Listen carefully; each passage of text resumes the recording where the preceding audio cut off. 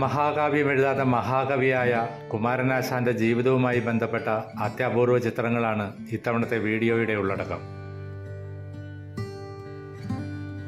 ഇന്ന്, അതായത് 2024 ജനുവരി 16 അദ്ദേഹം മരണമടഞ്ഞിട്ട് 100 വർഷം തികയുകയാണ്. 1924 ജനുവരി 16 പുലർച്ചെ 3 മണിക്ക് ഇന്നത്തെ ആലപ്പുഴ ജില്ലയിൽപ്പെട്ട പല്ലനയാറ്റിലുണ്ടായ ബോട്ടപകടത്തിലായിരുന്നു കുമാരനാശാന്റെ അന്ത്യം. ഇപ്പോൾ കാണുന്നത് പല പ്രായത്തിലുള്ള കുമാരനാശാന്റെ ഏതാനും ചിത്രങ്ങളാണ്.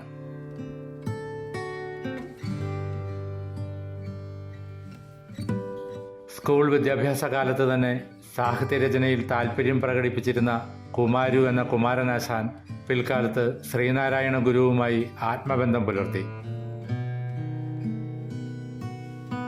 ഗുരുവും കുമാരനാശാനും ഉൾപ്പെടുന്ന ചില അപൂർവ ചിത്രങ്ങൾ ഇപ്പോഴും സംരക്ഷിക്കപ്പെടുന്നുണ്ട്.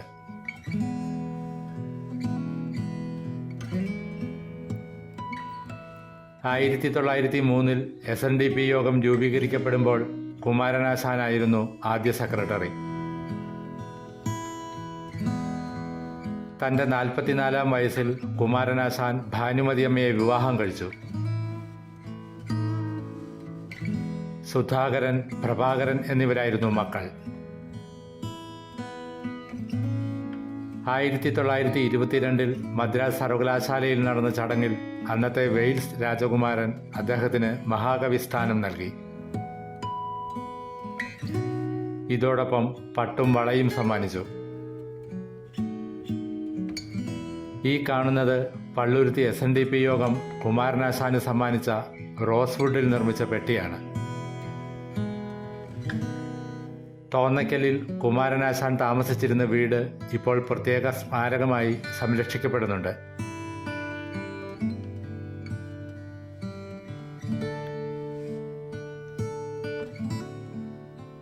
ഇവിടെ സൂക്ഷിച്ചിട്ടുള്ള ചില നോട്ട്ബുക്കുകളിൽ അദ്ദേഹത്തിൻ്റെ കൈയെഴുത്ത് കാണാം.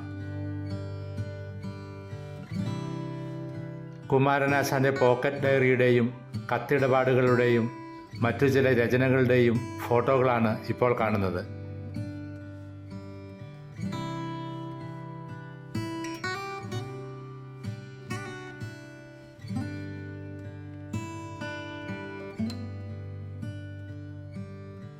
ആയിരത്തി 1921 ആലുവയ്ക്കടുത്തുള്ള ചെങ്ങമനാട് എന്ന സ്ഥലത്ത് മറ്റു 4 പേരോടൊപ്പം യൂണിയൻ ടൈൽ വർക്ക്സ് എന്ന പേരിൽ കുമാരനാശാന്റെ നേതൃത്വത്തിൽ ഒരു കമ്പനി പ്രവർത്തനം തുടങ്ങി.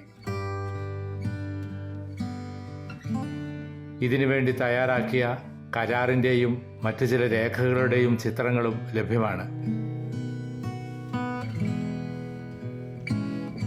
കൊല്ലത്തു നിന്നും കമ്പനിയുടെ ഒരു യോഗത്തിൽ പങ്കെടുക്കാൻ ആലുവയിലേക്ക് വരുമ്പോഴാണ് പല്ലനയാറ്റിലുണ്ടായ ബോട്ടപകടത്തിൽ കുമാരനാശാൻ മരണമടഞ്ഞത്. അദ്ദേഹം സഞ്ചരിച്ചിരുന്ന റെഡീമർ എന്ന ബോട്ട് അമിതഭാരം മൂലം മുങ്ങിത്താഴുകയായിരുന്നു.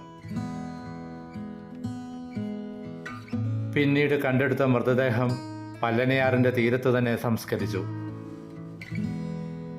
ഇവിടം കുമാരകോടി എന്നാണ് ഇപ്പോൾ അറിയപ്പെടുന്നത്.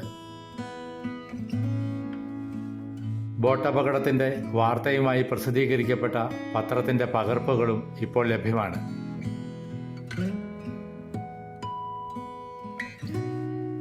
വീഡിയോ ഇഷ്ടമായവർ ലൈക്ക് ചെയ്യണമെന്നും കേരള നരേറ്റീവ്സ് എന്ന ഈ ചാനൽ സബ്സ്ക്രൈബ് ചെയ്യണമെന്നും അഭ്യർത്ഥിക്കുന്നു.